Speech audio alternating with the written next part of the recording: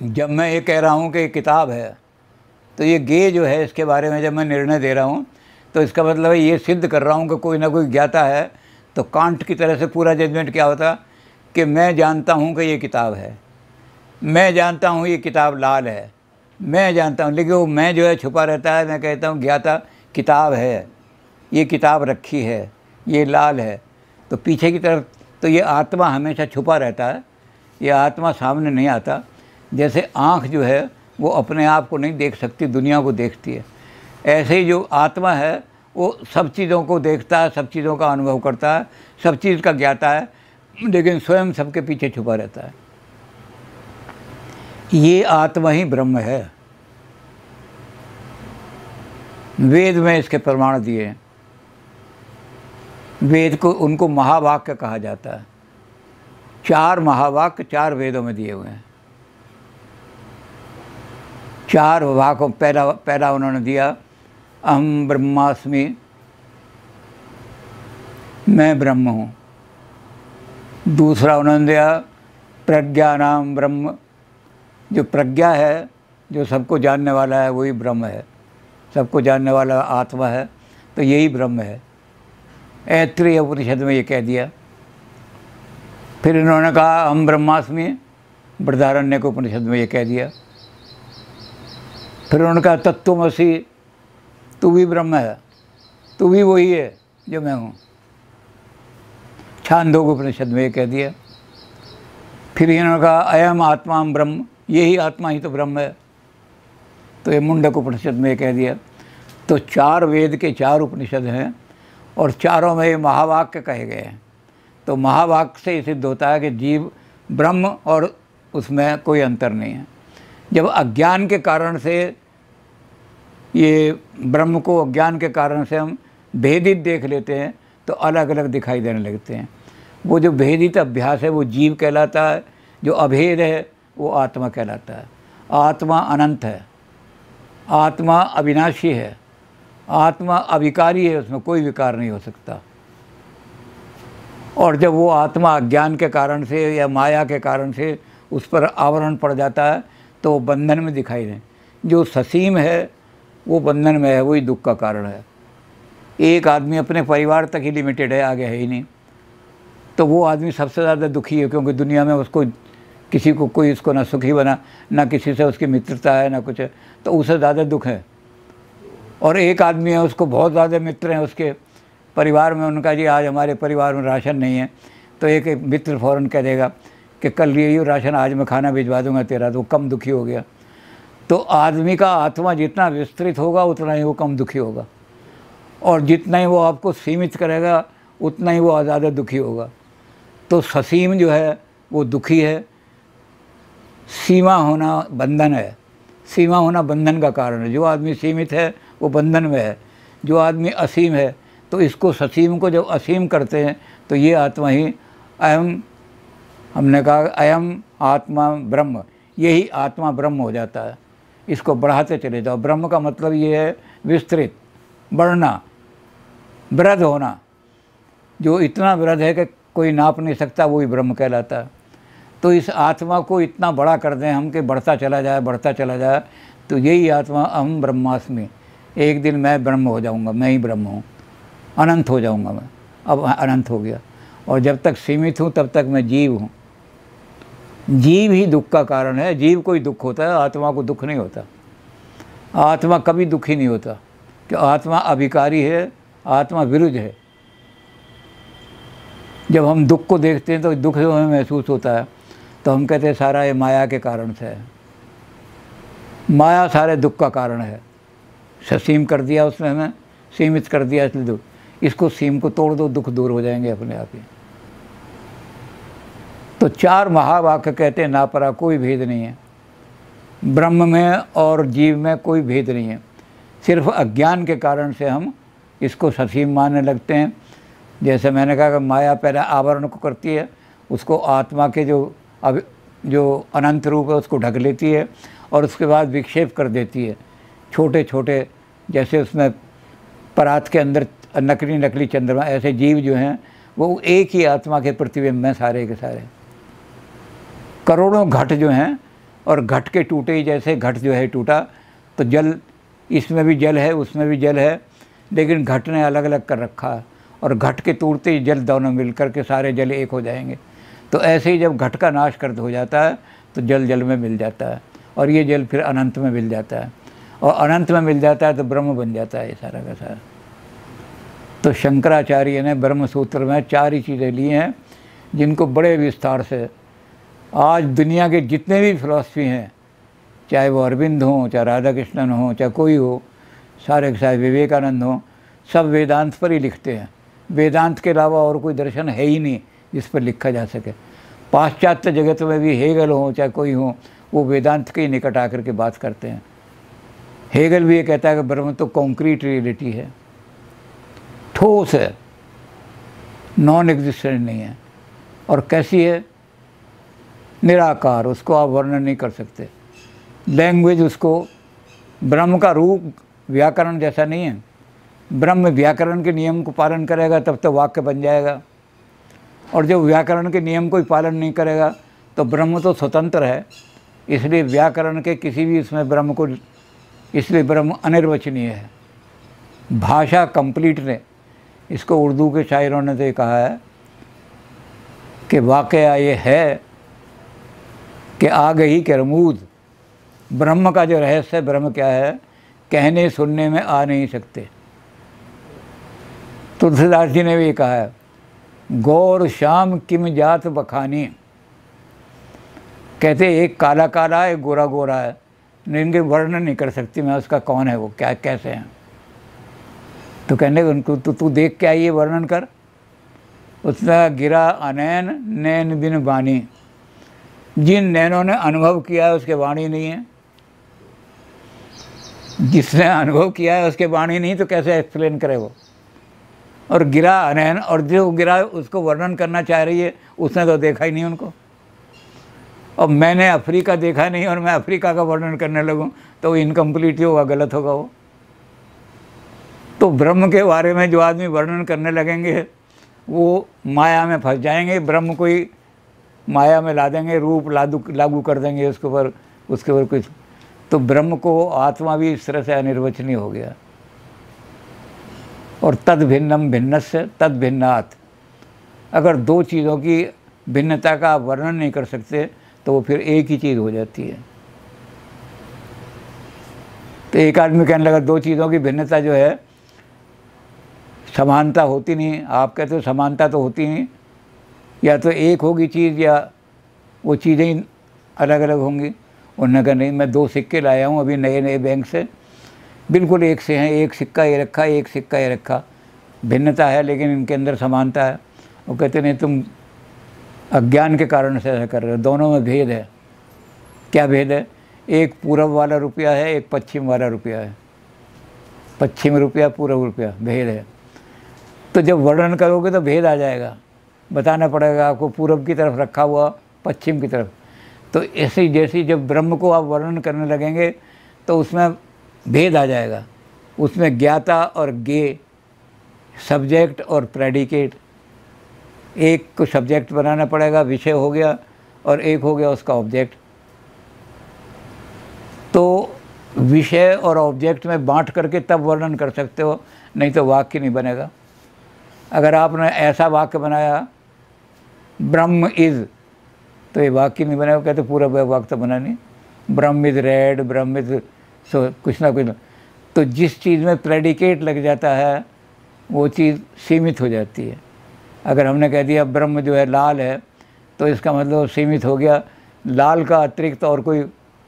तो इसलिए ब्रह्म को हम सीमित, भाषा सीमित कर देती है। इसलिए ना ब्रह्म का वर्णन हो सकता है ना आत्मा का वर्णन। आत्मा क्या है? तो शंकर ने आम आदमी को समझाने के लिए क्या, भैया आत्मा और जीव में थोड़ा सा ही अंतर है। एक वृक्ष पर एक आधार है ब्रह्म, उस पर 2 पक्षी बैठे हैं। एक पक्षी ऐसा है जो सिर्फ देख रहा है, वो ना फल खाता है ना फल चखता है, और इसलिए वो भोगता भी नहीं। आपने गलत फल खा लिया तो क्या होगा, आपकी ज़बान खट्टी हो गई, अरे ये तो नींबू है, खट्टा थूक दिया आपने। जब आप खाओगे नहीं तो आपको खट्टे और और मीठे का स्वाद दुख का और सुख का अनुभव ही नहीं होगा। तो वो एक पक्षी जो है केवल देख रहा है, और एक पक्षी जो नीचे वाली डाल पर बैठता है वो उसको चोंच से तोड़ करके खा रहा है। वो जो नीचे वाली डाल पर बैठा है निम्न स्तर पर, वो छोटी स्तर पर, वो माया ने क्रिएट कर दिया है। उस मूल आधार पर एक अध्यास कर दिया उसने, और अध्यास करने से वो भोगता और कर्ता बन गया। वो ब्रह्म ना भोगता है ना करता है, आत्मा ना भोगता है ना करता है। तो आत्मा को भोगता और कर्ता माया ने बना दिया, इसलिए जीव ही दुखी होता है, जीव ही उसको भोगता है। अब इस जीव को आत्मा बनाना है हमने, इस जीव को आत्मा बना के ब्रह्म बनाना है। क्योंकि चार हमने महावाक्य कहे, चारों महावाक्य कहते हैं प्रज्ञानम ब्रह्म। जो प्रज्ञा है वही ब्रह्म है, जो अल्टीमेट ज्ञाता है, अल्टीमेट नोअर है, जो सब्जेक्ट है सब चीज़ों का, वो ब्रह्म है, वही आत्मा है। फिर हमने कहा अहम ब्रह्मास्मि, मैं ही तो ब्रह्म हूँ, और कोई ब्रह्म नहीं। जब मैंने आत्मा को जान लिया तो समझ लो ब्रह्म को जान लिया। मैं आत्मा को नहीं जानता इसलिए भटकता फिर रहा हूँ। तो इनको कैसे जानेंगे आप? इनको जानने के लिए बड़ी कठोर तपस्या करनी पड़ती है। आत्मा को जानने के लिए जितना अनुशासन वेदांत ने दिया है, इतना कठोर अनुशासन किसी ने नहीं दिया। और इसलिए उन्होंने, शंकर ने, जैसे मैंने कहा कि पहला जो सबसे पहला ब्रह्मसूत्र का जो अध्याय है वो है अधिकारी तत्व, अधिकारी प्रकरण। ब्रह्म को जानने का अधिकारी कौन है? हर एक आदमी ब्रह्म को जानने का अधिकारी नहीं है। तो उसने कहा ब्रह्म को जानने के लिए जिसने अपने अंतःकरण का परिष्कार नहीं किया, वो ब्रह्म को जानने का अधिकारी नहीं है। और यहाँ तक लिख दिया उन्होंने, हम यूनिवर्सिटी में पढ़ाते हैं मजबूरी, क्योंकि कोर्स में है, लेकिन हमें अधिकार नहीं है पढ़ाने का। क्योंकि उन्होंने कहा कि जिन्होंने अंतःकरण को शुद्ध नहीं किया उनको ब्रह्म ज्ञान देने वाला गुरु भी नरकगामी होता है। उनका अंतःकरण ही शुद्ध नहीं है तो ब्रह्म ज्ञान दे नहीं सकते। तो कहते जैसे कि एक घड़ा होता है, उस घड़े को कोई उल्टे घड़े को लेकर के आया और आपने उसके ऊपर एक मन दूध भी डाल दिया तो घड़े के अंदर एक बूंद भी नहीं जाएगी। तो जिनका अंतःकरण शुद्ध नहीं है उनको आप कितना ही ब्रह्म ज्ञान दे दो, वो बिल्कुल उनके मन में नहीं उतरेगा, वो ब्रह्म नहीं बन सकते कभी भी। तो उसके लिए उन्होंने कथा दी कि एक बहुत बड़े महात्मा थे, वो ब्रह्म ज्ञान देते फिरते थे सबको। वो ब्रह्म ज्ञान पर उपदेश किया करते थे। तो एक जगह आए, वहाँ राजा के सामने बैठे और ब्रह्म ज्ञान का उपदेश देने लगे। ब्रह्म अभेद है, कोई भेद नहीं। जिसको भेद दिखाई देता है, मेरे में तेरे में भेद है, इसमें और इसमें भेद है, इसमें और इसमें भेद है, वो अज्ञानी है। जो ज्ञान वाले हैं उनको सब एक ही दिखाई देता है, समान। सारा ब्रह्म जो है उस एक सही है, उसके अंदर कहीं भेद नहीं है जरा सा भी। तो भेद देखने वाला आदमी, भेदवादी आदमी जो है वो अज्ञानी है, और जो अभेद देखने वाला आदमी है वो ब्रह्म ज्ञानी है। उसे ब्रह्म ज्ञान हो गया है, अब उसको कहीं भेद दिखाई नहीं देते। तो अभेदवादी दर्शन पर पूरा अपना व्याख्यान दे के चले गए। राजा जो थे बड़े ध्यान से सुन रहे थे। राजा जब घर आए तो रानी से कहने लगे, रानी जिसको भेद दिखाई देते हैं वो अज्ञानी है। आज मेरे गुरु ने मुझे अभेदवादी बना दिया है, मैं ब्रह्म ज्ञानी हो गया हूँ। रानी बोली बहुत अच्छी बात है। उन्होंने कहा मुझे कब भेद दिखाई नहीं दे रहा, आज हमारी शैया पर रानी पहुँचे या हमारी जो बेटी है ये पहुँचे, सब एक समान ही है, हमें कोई भेद दिखाई नहीं दे रहा। रानी कहने लगी क्या हो गया, तुम्हारा दिमाग ख़राब हो गया है? वो कोई साधु नहीं होगा, कोई ठगने वाला होगा। नहीं, वो तो बड़ा भारी ब्रह्म ज्ञानी साधु आया था। कहते वो तो अभेद का ज्ञान दे गया है मुझे। कहते तुम भेद कर रही हो, रानी में और बेटी में भेद है, तुम तो अज्ञानी हो, मूर्ख हो, तुम माया में लिप्त हो। जो माया में लिप्त है उसे भेद दिखाई देते हैं, और जो माया में लिप्त नहीं है वो अभेद दिखाई देता है। तो रानी तुम अभेदवादी बनो, ब्रह्म ज्ञान प्राप्त करो, तब तुम्हें दिखाई नहीं देगा, तुम एक ही हो। तो रानी ने जल्दी से मंत्री को बुलाया। मंत्री क्या हो गया, राजा का दिमाग ख़राब हो गया, कोई भंग खा ली राजा ने।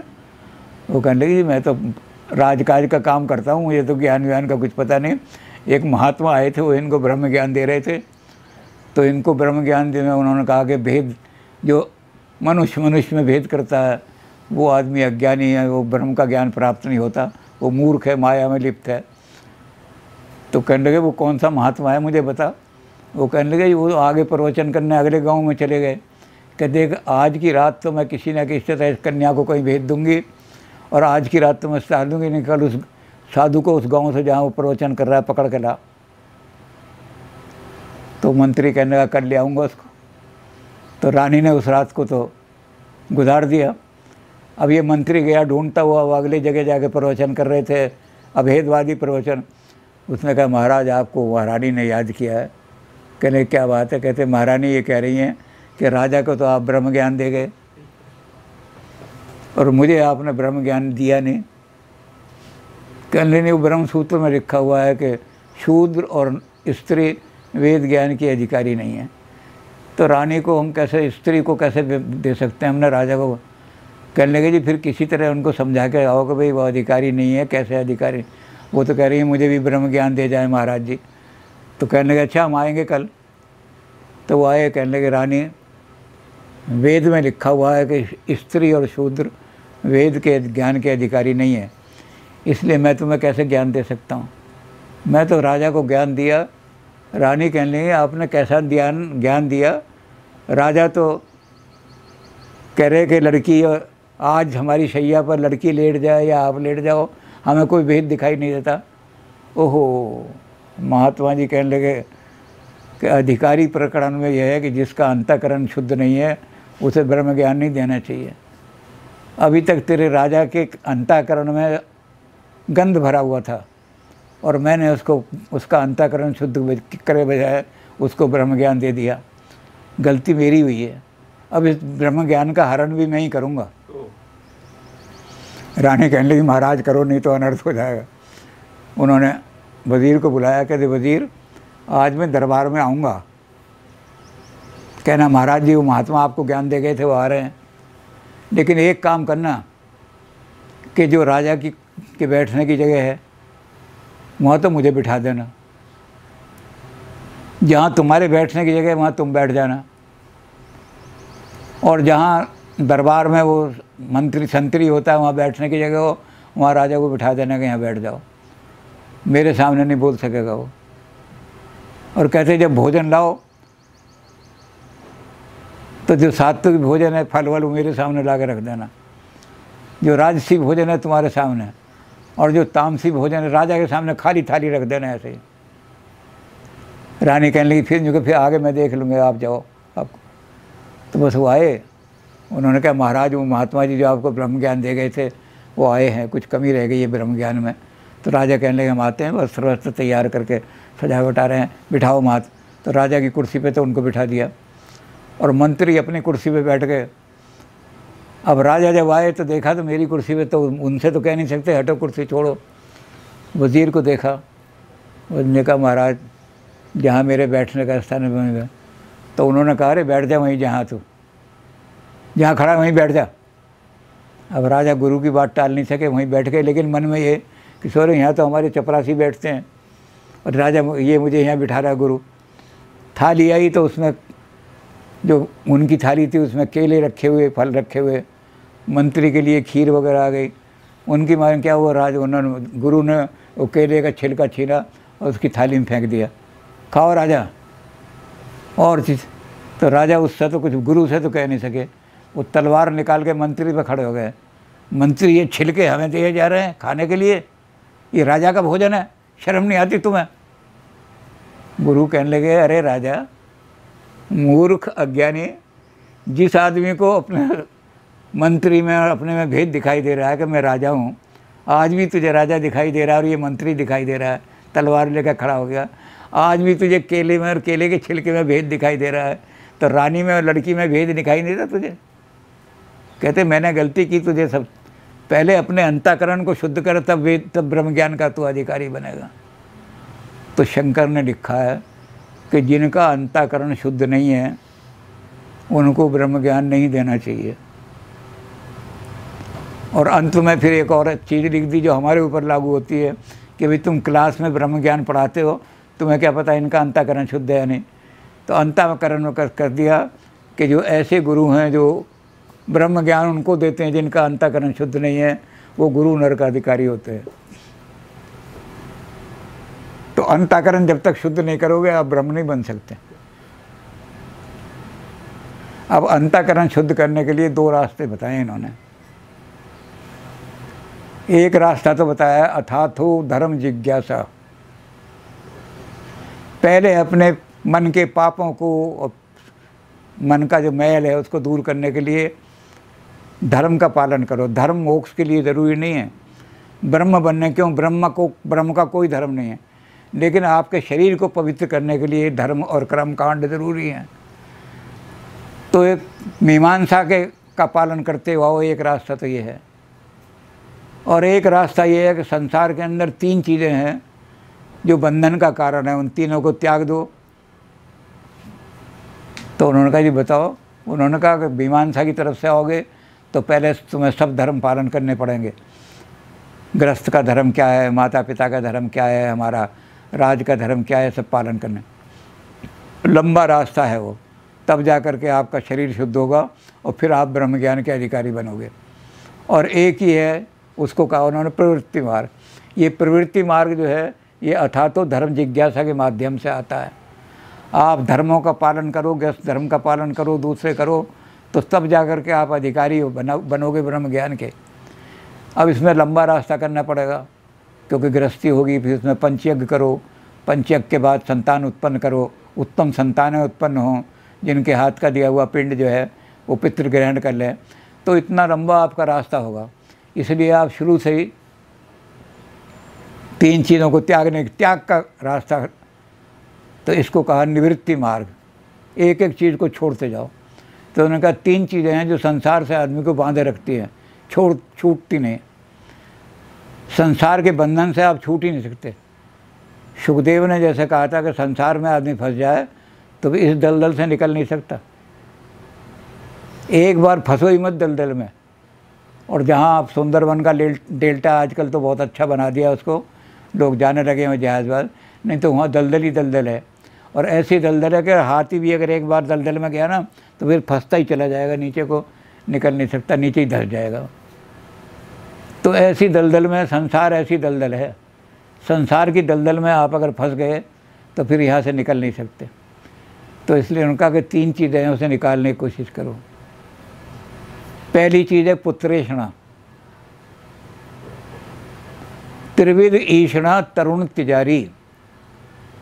जैसे 3 दिन का बुखार होता है ना, एक रोज़ बुखार आए उसका तो इलाज होता है, लेकिन 3 दिन का बुखार जो होता है उसका इलाज आम आदमी, आम डॉक्टर नहीं कर सकता। एक दिन छोड़ के एक दिन बुखार जो आता है वो तिजारी कहलाता है। तो ये त्रिविध ईषणा जो हैं ये तिजारी, उसका ये जान, आदमी की जान लेके ही छोड़ती हैं, आदमी छूटता नहीं इनसे। तो उसमें पहला आया है पुत्रेषणा। अब आदमी पुत्र पैदा करता है तो पुत्रों से उसको ईषणा हो जाती है, पुत्र बुढ़ापे में मेरी सेवा करेगा, मुझे रोटी ला के देगा, मुझे। और जब वो पुत्र ऐसा नहीं करते ना तो वो दुखियों के सिर पीटने लगता है। तो कहते पुत्रों को आपने जो पालन किया है वो तो आपने कर्तव्य धर्म समझ करके किया है, बिजनेस तो नहीं किया कि मैं तेरा ये काम करूँगा तो तू मेरे लिए ये करना सारा। तो जो बिजनेस समझ करके कि पुत्र से इसका हमें ये फल मिलेगा, वो पुत्रों के मोह में फंस करके दुखी होते हैं। और उन्होंने कहा पुत्रों के मोह में क्या करते हैं, वो गलत काम करते हैं।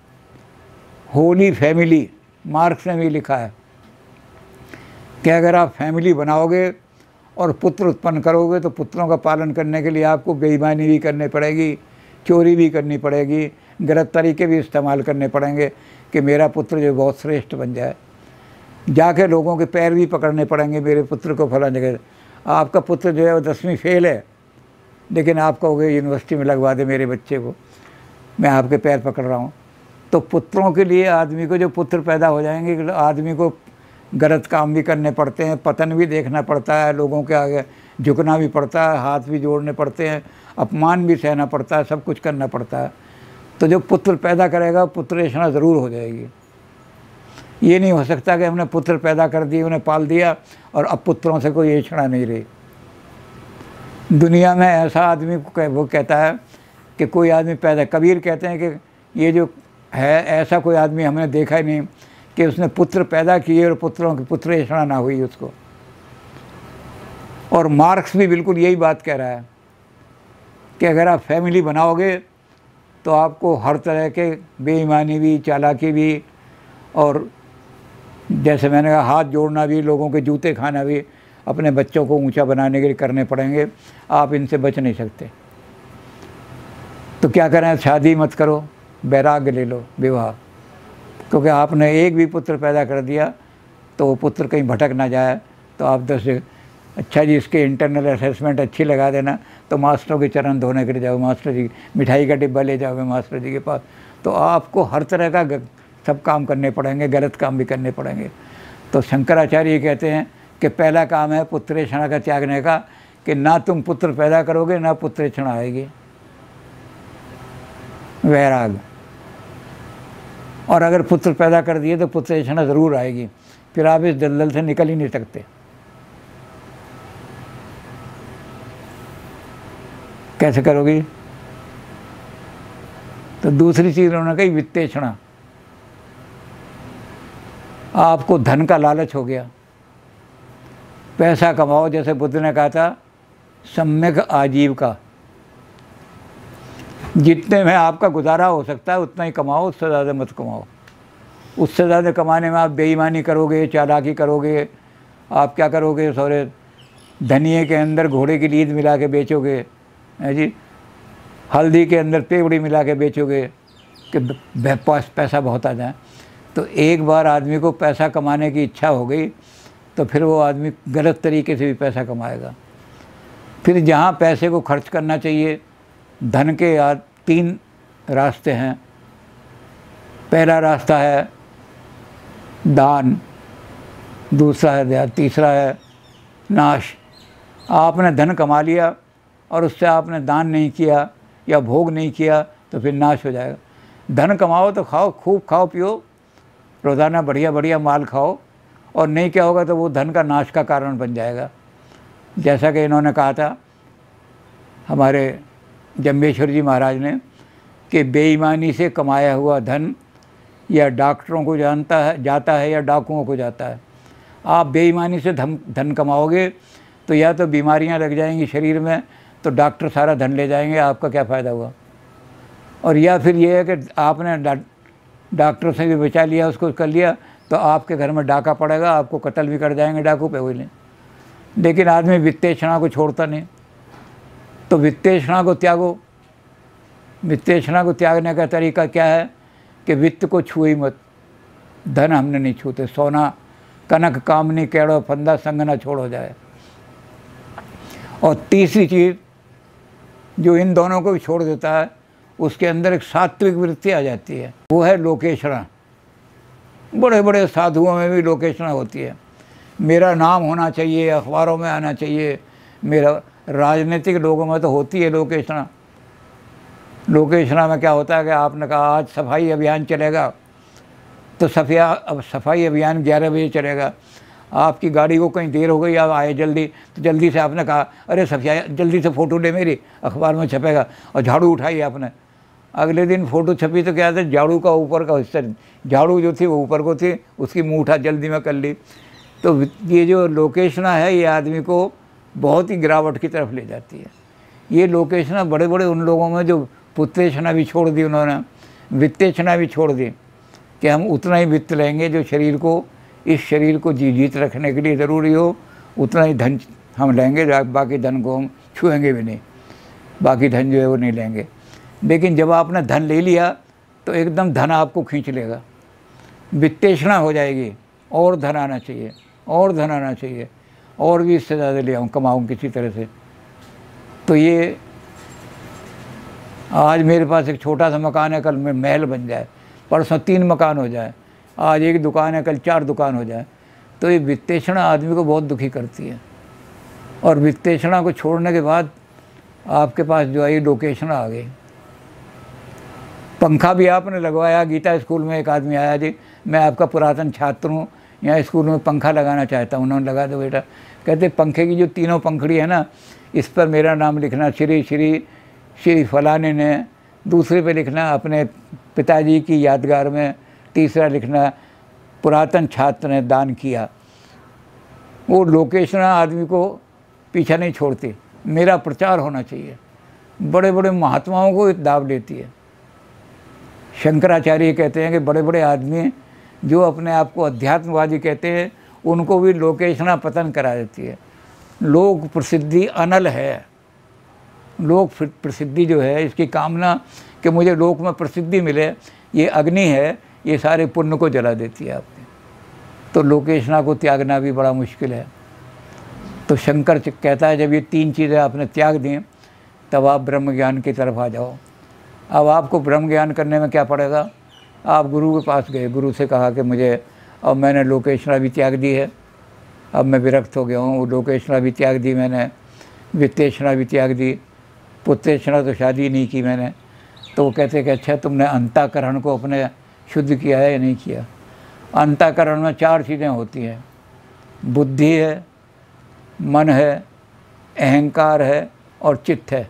ये अंतःकरण मतलब इंटरनल ऑर्गन्स। आपने बाहर से तो सारे लोकेशन वगैरह त्याग करके अपने आप को पवित्र कर लिया, लेकिन आपके अंदर के ऑर्गन भी पवित्र हैं नहीं हैं? बाहर से तो आपने बहुत बढ़िया दिखा दिया, लेकिन अंदर क्या है? गीता के 3 अध्याय में बहुत स्पष्ट बात कह दी है।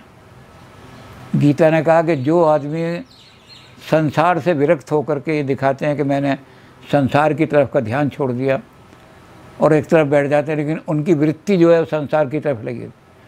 किताब तो मैंने रख ली सामने, इसलिए रख ली कि कोई आए तो देख ले, बहुत पढ़ता है, लेकिन मन कहाँ लगा हुआ है? पिक्चर देखने में। फलां जगह कैसी पिक्चर आ रही होगी, बड़ा अच्छा, फलां जगह ये हो रहा होगा, मन आपका वहाँ लगा हुआ है। तो उस शंकर ने कहा कि वो लोग पाखंडी हैं, वो हर तरह के पाखंड करने वाले, और पाखंडी को कभी भी चैन नहीं मिलता, जो पाखंडी लोग होते हैं। तो ऐसे शंकराचार्य ने कहा है कि बाहर को तो आपने शुद्धि कर ली और अंतःकरण शुद्ध हुआ नहीं, तो आप ब्रह्म ज्ञान कैसे प्राप्त कर लोगे? तो उन्होंने कहा महाराज फिर अंतःकरण की शुद्धि के रास्ते बताओ। तो अंतःकरण की शुद्धि के रास्ते इन्होंने कहा कि 4 चीज़ें हैं, वो आपके चारों अंतःकरण के अंग जो उनको शुद्ध करती हैं। पहली चीज़ क्या बताई? सबसे पहली चीज़ है कि नित्यानित्य वस्तु विवेक, सत्यासत्य वस्तु विवेक।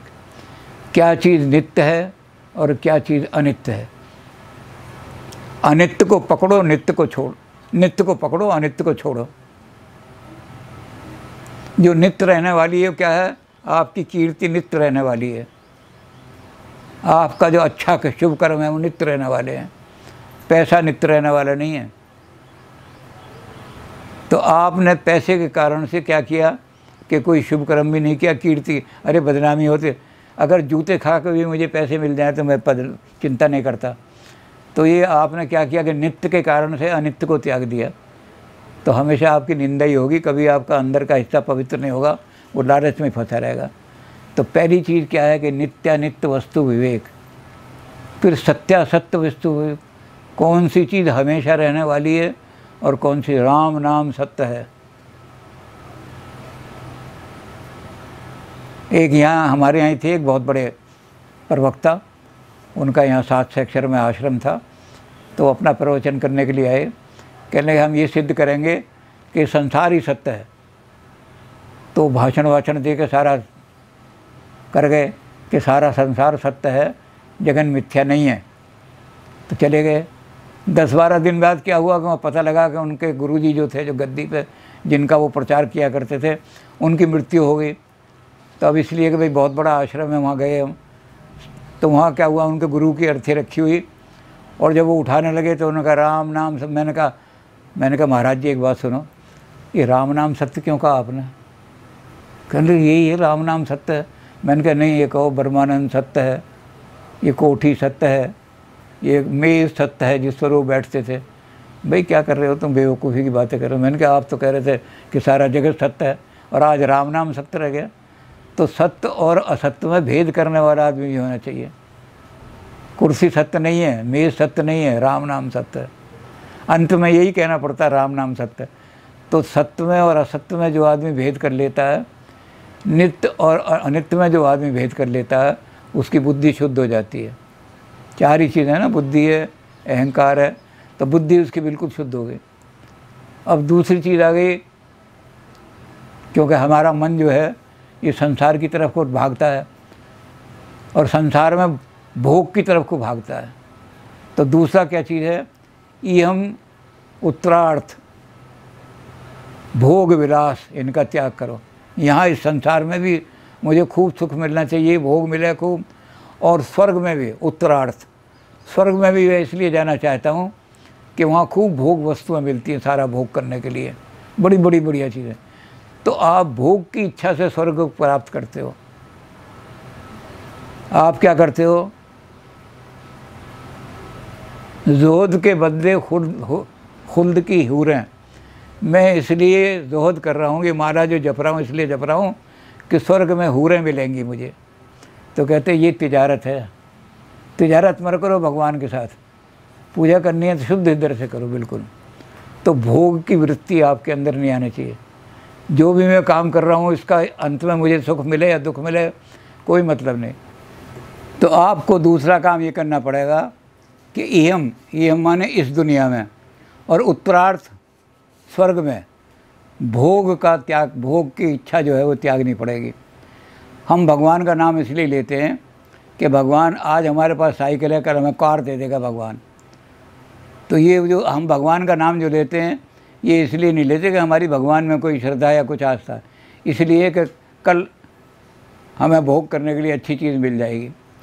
तो भोग वृत्ति जो है इसको त्यागना पड़ेगा। हमने पूजा करनी थी, भगवान की नाम लेना था, ले दिया, अब मिले या ना मिले कुछ बात नहीं। और स्वर्ग में हम किस लिए जा रहे हैं, यहाँ हमें बढ़िया बढ़िया माल मिलते हैं खाने के लिए, और सुना है स्वर्ग में तो जो सारी चीज़ें हैं, शहद मिलेगा, शहद की नदियाँ बह रही हैं, दूध की नदियाँ बह रही हैं स्वर्ग के अंदर। तो वहाँ जो भोग मिलेंगे बढ़िया बढ़िया, स्वर्ग के फल मिलेंगे खाने के लिए, वो बढ़िया बढ़िया फल, बढ़िया। स्वर्ग में कोई चीज़ ऐसी नहीं है जो दुखद हो, यानी मिर्च नहीं मिलेगी स्वर्ग में, खटाई नहीं मिलेगी स्वर्ग में जो दुख देने वाली हो। तो सब चीज़ें ऐसी मिलेंगी। और यहाँ हम डांस वांस देखने जाते हैं तो बहुत पैसे खर्च करते हैं और 1-2 घंटे में ही थक जाते हैं। वहाँ अप्सराएं नाच रही होंगी स्वर्ग के अंदर, खूब नाच देख। तो ये भोग वृत्ति इहम और उत्तरार्थ दोनों जगह भोग की वृत्ति त्यागनी पड़ेगी। हमें भोग नहीं चाहिए, हम भोग नहीं चाहते हम। तो ये भोग वृत्ति को त्यागनी पड़ेगी। ये जब भोग वृत्ति त्याग देंगे आप तो आपका मन जो है बिल्कुल पवित्र हो, क्योंकि मन जो है भोग की तरफ भागता है। ये भोग की वृत्ति दूर करते ही आपका मन शुद्ध हो गया, पवित्र हो गया बिल्कुल। अब आपको तीसरा काम क्या करना पड़ेगा, शम दमादि षट संपदा। आप संपद इकट्ठी करने के लिए बहुत चिंता में रहते हैं, मेरे पास इतनी संपत्ति इकट्ठी हो जाए, मेरे पास इतनी प्रॉपर्टी आ जाए, मेरे घर में इतना सामान आ जाए। एक आदमी जो थे वो कहने लगे कि मेरे 3 लड़के हैं, मैंने 3 लड़कों के लिए 3 मंजिला बिल्डिंग बनाई है, हर लड़के के उसमें फ्रिज अलग है, टीवी अलग है, उसकी मशीन अलग है, मेरे घर में इतनी संपदा बन गई है। लेकिन जो असली संपदा है वो तो इकट्ठी की नहीं। तो इसने कहा कि आपको षट संपद जो है वो इकट्ठी करनी पड़ेगी। तो कहने के कौन कौन सी संपद है, कहते पहली समझ शम दमादि। शम, एक पावर इकट्ठी करनी पड़ेगी। आपके अंदर एनर्जी की कमी हो गई, क्यों, कि सारी ज़िंदगी इस चक्कर में लगे रहे कि मेरे पास पहले एक कार जो थी वो 2 लाख वाली कार थी, अब 6 लाख वाली आ जाए, अब कैडिलैक कार आ जाए, इसमें लगे रहे, आपने सारी एनर्जी गंवा दी। अब आपको एनर्जी क्या करनी पड़ेगी, शम। बुरे विचार ना आए मेरे मन में, कोई किसी का अहित मेरे मन में सोचने की, मैं शत्रु का भी अहित ना सोचूं। रावण ने लात मारी विभीषण के, तब विभीषण ने कहा कि तुम भल पिता सरिस मोहे मारा।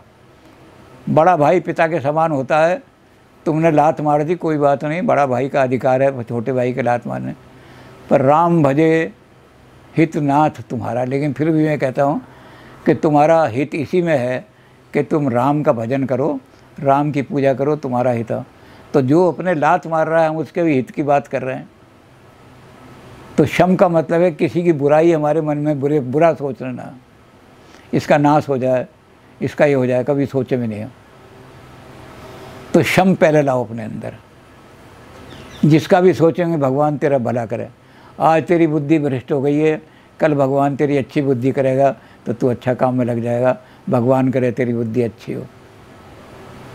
कहने लगे मैंने तो तुझे इतनी गाली दी और तू जो ये कर रहा है। देखो भाई, मैं जिसके पास जो चीज़ होता है वही तो देगा। तेरे पास गंध है, तूने गंध दे दिया। मेरे पास गंध नहीं है, मेरे पास शुभ चीज़ है, मैंने तुझे शुभ चीज़ दे दी।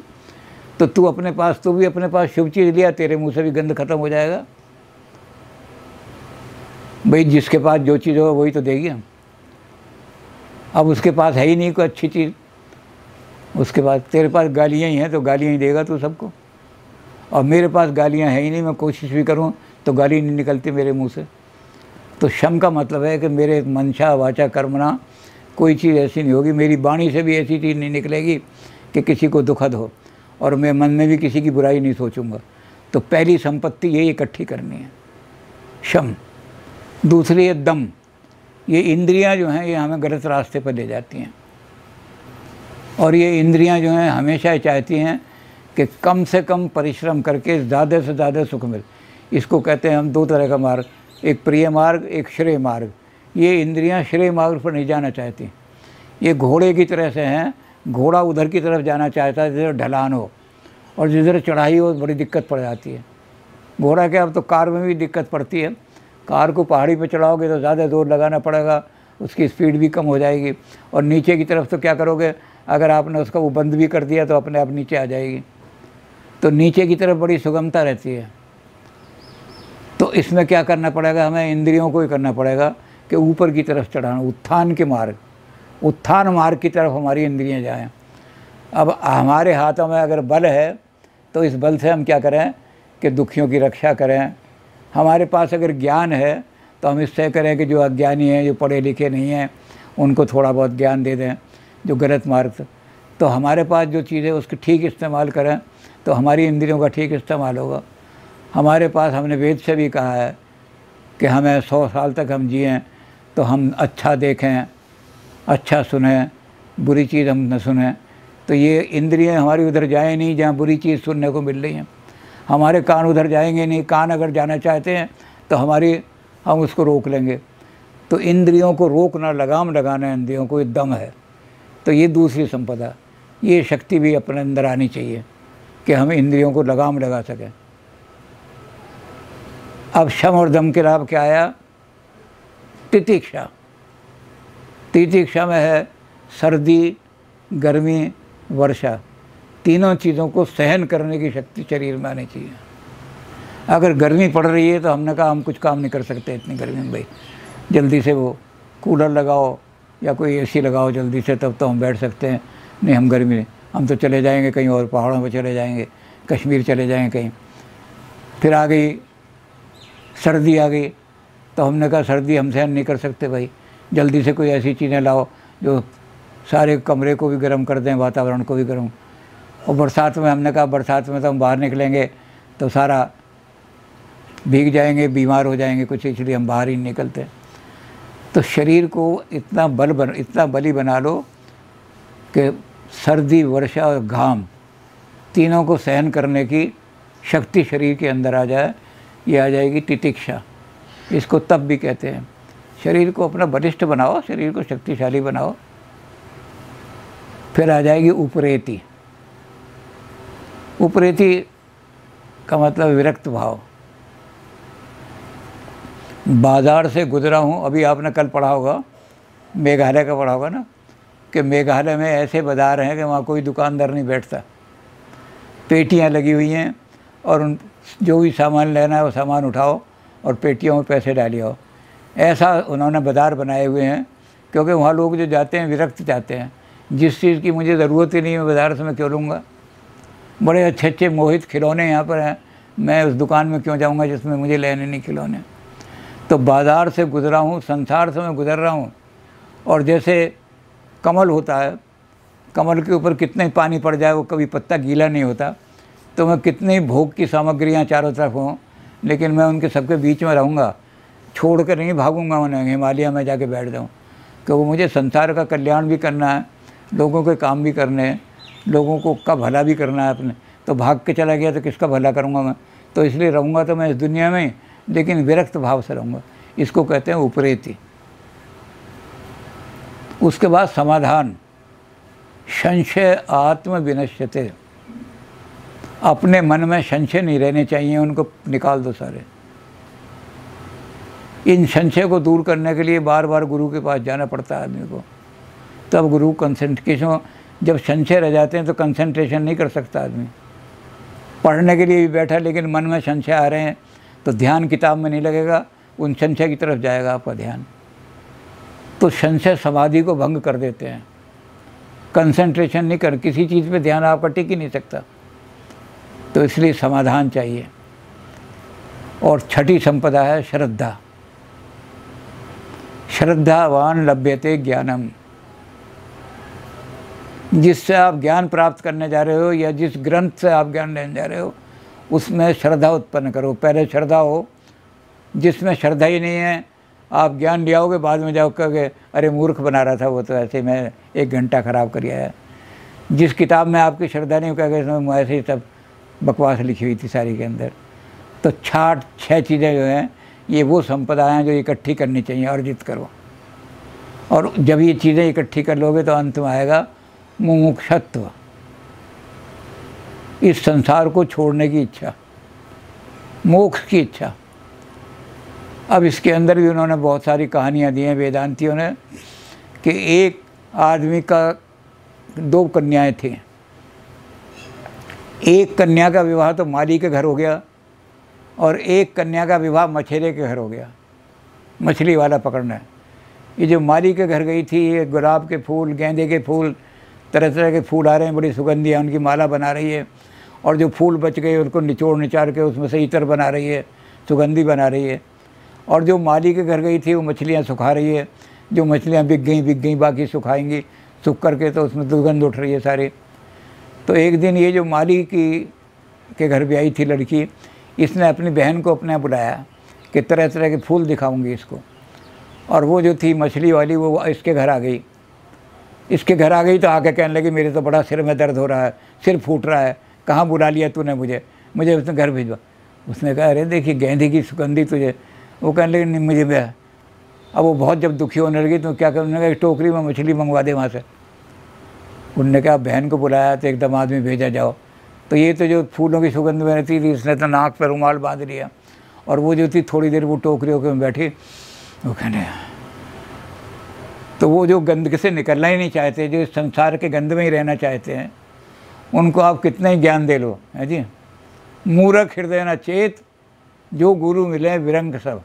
जो मूर्ख है और जो अज्ञान में ही रहना चाहता है कि मुझे तो इस अज्ञान में ही मज़ा है, तो उसने कहा कि जो मछली की गंध में ही खुश रहना चाहती है उसको फूलों की सुगंध में ले आओगे तो वहाँ दुखी हो जाएगी। उसको मोक्ष का ज्ञान दोगे तो दुखी हो जाएगा। इसलिए मुमुक्षत्व पैदा करो।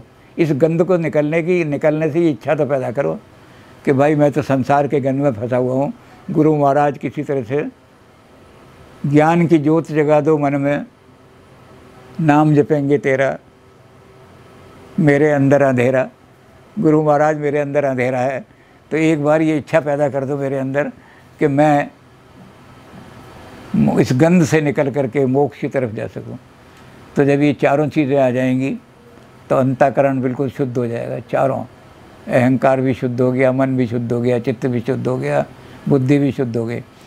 अब आपको ये चारों चीज़ें शुद्ध होने के बाद क्या करना पड़ेगा? कुछ नहीं कर, कोई कर्म शेष नहीं रहता। मोक्ष के लिए कोई कर्म करने की ज़रूरत नहीं होती, क्योंकि मोक्ष जो है वो रस्सी की तरह बंधन नहीं है कि रस्सी को काटने के लिए कोई। मोक्ष तो अज्ञान का अंधकार है, और दीपक जलाते ही, शलाका जलाते ही अंधकार का अपने आप नाश हो जाता है। तो ऐसे ही जैसे ही आपके ये अंतःकरण शुद्ध हुआ, आपका सारा अज्ञान दूर हो गया, तो अब गुरु के मुख से आप एक शब्द सुनेंगे, तत्त्वमसि, तू ही ब्रह्म है। तुरंत आप ब्रह्म बन जाएंगे। महावाक्य का श्रवण करते ही शिला का गुरु जलाएगा। अंतःकरण आपका पवित्र हो गया है तो गुरु जैसे ही शिला का जलाएगा। तो इसलिए मोक्ष का प्राप्ति करने के लिए किसी कर्म की आवश्यकता नहीं रहती। अब शंकर ने दो चीज़ें बताई। शंकर ने कहा कि मोक्ष मरने के बाद भी हो सकता है और जीवन मुक्ति भी हो सकती है। उसने कहा कि जैसे कुम्हार होता है, वो चाक चलाता है, उसका घड़ा बन जाता है, उसके बाद घड़े को बनाने के बाद भी छोड़ता है तो चाक थोड़ी देर तक घूमता रहता है। तो इसीलिए से अज्ञान का नाश होते ही, मोक्ष का मतलब है अज्ञान का नाश। अज्ञान का नाश होते ही अपना अच्छा स्वरूप सामने आ जाता, जो हमारा वास्तविक स्वरूप है वो हमारे सामने आ जाता है। और जब वास्तविक स्वरूप सामने आ जाता है तो किसी कर्म की आवश्यकता नहीं होती। लेकिन जो नित्य कर्म है वो तो भोगने ही पड़ते हैं। हमें मल भी विसर्जन करना पड़ेगा। जिसको मोक्ष प्राप्त हो गया, लेकिन ये क्योंकि पूर्व जन्म के जो हमारे कर्म थे उनके हिसाब से शरीर तो थोड़ी देर चले गई, मोक्ष प्राप्त होने के बाद भी चाक तो थोड़ी देर चले गई। तो उसमें हमें क्या करने पड़ेंगे, जो नित्य कर्म है, यानी भोजन मिल गया तो मिल गया, नहीं मिला तो न सही लेना दे लेंगे, थोड़ा सा मल निकाल देंगे शरीर से, ऊपर का मल भी निकाल देंगे। तो ऐसे कर्म जो नित्य कर्म हैं वो कर्म तो करते रहेंगे हम उस समय तक जब तक शरीर न त्यागें, क्योंकि ये शारीरिक कर्म है, या आत्मा को किसी तरह से मलिन नहीं करते। आत्मा पे कोई, अगर अच्छे कर्म करोगे तब भी आपको संसार में बंधन में आना पड़ेगा, अगर बुरे कर्म करोगे तब भी, अच्छे कर्म करोगे तो बिरला के घर जन्म लोगे, बुरे कर्म करोगे तो किसी ऐसी जगह कुत्ते बिल्ली की योनि में जाओगे। तो कर्म तो हर तरह का बंधन का कारण है, इसलिए कर्म करने की कोई आवश्यकता नहीं रहती जब ये ज्ञान हो जाता है। तो कहते फिर मोक्ष में ब्रह्म की प्राप्ति हो जाती है। उन्होंने कहा नहीं, ब्रह्म की प्राप्ति नहीं होती, अपने स्वरूप को हम जान लेते हैं। ब्रह्म और आत्मा दो नहीं है। प्राप्ति का तो मतलब है कि दो थे अब एक हो गए, या हमने उसको प्राप्त कर लिया। जब थे ही एक वही चीज़ थी तो प्राप्त क्या किया। तो मोक्ष जो है वो कुछ प्राप्त नहीं होता। मोक्ष है प्राप्त, प्राप्ति, परिहृत, परिहार। परिहृत जो नहीं था हमारे पास उसी को हमने त्याग दिया, और जो था हमारे पास उसी को हमने प्राप्त कर लिया, ये मोक्ष है। तो ये बड़ा विचित्र सा लगता है। तो उन्होंने उसका उदाहरण दिया कि एक आदमी है, अंधकार, चूँकि अंधकार अज्ञान जो है ये मोक्ष से बचाता है, बंधन का कारण से, दुख का कारण है।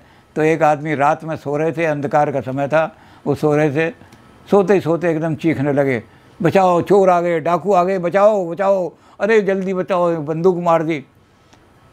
तो लोग जो थे उनके जो चौकीदार वगैरह थे उन्होंने कहा, दादाजी क्या बात हो गई, ताले सारे लगे हुए हैं, हम यहाँ बदलम लिए खड़े हैं, बंदूक तलवार लिए खड़े हैं, कौन आ गया। दादाजी क्या, उन्होंने जल्दी से दीपक जलाया। दीपक जलते ही क्या हुआ, लाला जी कहने से, अब जब दीपक जलाया और लाला जी ने देखा तो लाला जी देख करके कहने लगे, वो कहाँ गए, वो डाकू कहाँ गए, वो चोर कहाँ गए जो मुझे मारने के आए थे। उन्होंने कहा, लाला जी कोई चोर नहीं थे। तो जब अंधकार अज्ञान का अंधकार दूर होता है और ज्ञान की शलाका चलती है तो हमने किसको मारा, चोर तो थे ही नहीं, जो चोर थे ही नहीं उनको हमने मारा। अब मोक्ष में हम कुछ नहीं खोते, हमें कुछ भी खोना नहीं पड़ता, जो था ही नहीं उसी को खो रहे हैं हम। ये जो संसार है ये तो था ही नहीं हमारे सामने, तो माया ने बना दिया था, तो हमने क्या खोया, कुछ भी नहीं।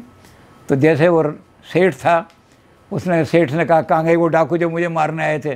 वो कहने, लाला जी थे ही नहीं डाकू, तो दरवाजे बंद हैं सारे, 10 जगह ताले लगे हुए हैं, हम खड़े हैं, तो कहाँ है वो डाकू। तो जब लाइट जलाई तो डाकू गायब। तो हमने कौन से डाकू मारे, जो थे ही नहीं। तो मोक्ष में हमें क्या त्यागना पड़ता है, जो चीज़ थी नहीं, मिथ्या थी, अज्ञान के कारण से हमें दिखाई देती, ये मेरी पत्नी है, ये मेरा बेटा है, कोई भी सत्य नहीं है, ना पत्नी साथ जाती है, ना बेटा साथ जाता है, कोई नहीं, हम उनको सत्य माने बैठे हुए थे। तो हमने क्या त्यागा, वो त्यागा जो पहले ही था ही नहीं हमारे पास। तो इसको कहते हैं परिहरित, परिहार। और मोक्ष में प्राप्त क्या हुआ हमें, मोक्ष में क्या मिला, कहते प्राप्त प्राप्ति जो पहले ही हमारे पास था। दादाजी ने देखा कि हाँ मेरे हीरे और माला चुरा के ले जा रहे थे डाकू, लाइट, अरे ये हीरे भी हीरे, माला भी हीरे, हाँ ठीक हो गया। तो जैसे ही अज्ञान को नाश करने के लिए शलाका जलाते हैं, ऐसे ही जब हम अंतःकरण का परिष्कार कर देते हैं तो गुरु के मुख से शलाका जलती है, गुरु के मुख से महावाक्य निकलता है। अगर गुरु के मुख से एक महावाक्य निकला अहम ब्रह्मास्मि, तो चेले के मुंह से भी निकलने लगता है अहम ब्रह्मास्मि, मैं तो ब्रह्म हूँ, मैं जीव नहीं हूँ, मैं आत्मा नहीं हूँ, मैं कुछ भी नहीं हूँ, मैं ब्रह्म हूँ। और वो ब्रह्म बन जाता है। यही मोक्ष का, यही प्राप्त हो जाता है मोक्ष। तो आदमी जो है जिस समय अंतःकरण को पवित्र कर लेता है तो फिर कुछ करने की ज़रूरत नहीं, कोई परिश्रम करने की ज़रूरत नहीं। गुरु के मुख से वाक्य सुनते ही और एकदम अपना असली स्वरूप पता लग जाता है। मैं कोई मोहनलाल नहीं था, मैं कोई अमीन चंद नहीं था, मैं कोई लाला पकौड़ी लाल नहीं था, मैं तो आत्मा था और आत्मा का पता लग गया मुझे। मैं तो माया में फंसा हुआ अपने आप को समझ रहा था कि मैं अमीन चंद हूँ।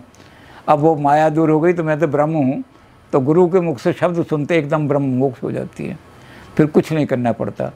तो जब आदमी अंतःकरण को पवित्र कर ले तो फिर एकदम समझ लो मोक्ष प्राप्त हो गई। अब जिसने अज्ञान त्याग दिया और उसके बाद केवल वो जो नित्य कर्म थे बॉडी के वो रह गए, वो जीवन मुक्त है। क्योंकि अज्ञान का नाश होने से ही आत्मा, मोक्ष का मतलब है ज्ञान का नाश, मोक्ष का मतलब है बंधनों का नाश होना, असीम हो जाना। तो जैसे ही हमने वो अंतःकरण त्याग को शुद्ध किया, हमने अपनी असीमता का ज्ञान हो गया। मैं तो बहुत महान हूँ, मैं तो अपने आप को समझ रहा था कि मैं गीता स्कूल का टीचर हूँ, इसलिए रोज़ मैं प्रिंसिपल के पैर दबाने के लिए जाता था। आज मुझे पता लग गया कि ये तो मेरे सामने बुन गए, मैं तो बहुत महान हूँ, तो मैं तो ब्रह्म हूँ। तो गुरु के मुख से एकदम वाक्य सुनेगा वो। गुरु जैसे ही उसको महावाक्य सुनाएगा, कहेगा, या तो ये कहेगा अहम ब्रह्मास्मि, तो चेले के मुँह से भी निकलेगा अहम ब्रह्मास्मि, अहम ब्रह्मास्मि, सोहम सोहम सोहम। उल्टा कर दिया तो हंस, हम सोहम, हंसो हंसो, हंस हो गए, महाहंसो हंस। तो ये सारा का सारा एकदम बोध हो जाएगा उसको कि मैं तो ब्रह्म हूँ, कुछ करने की ज़रूरत नहीं, मैं बहुत महान हूँ, मैं छोटी छोटी चीज़ें हूँ। तो शंकर का जो ब्रह्म सूत्र की भाषा है उसको हमने आज बहुत ही संक्षिप्त रूप में, यानी जितना बड़ा ब्रह्म सूत्र है शंकर का दर्शन, उस दर्शन को हमने 1/10 समझ लो या 1/8 समझ लो, इसमें हमने उसको शंकर को बांधने की कोशिश की है।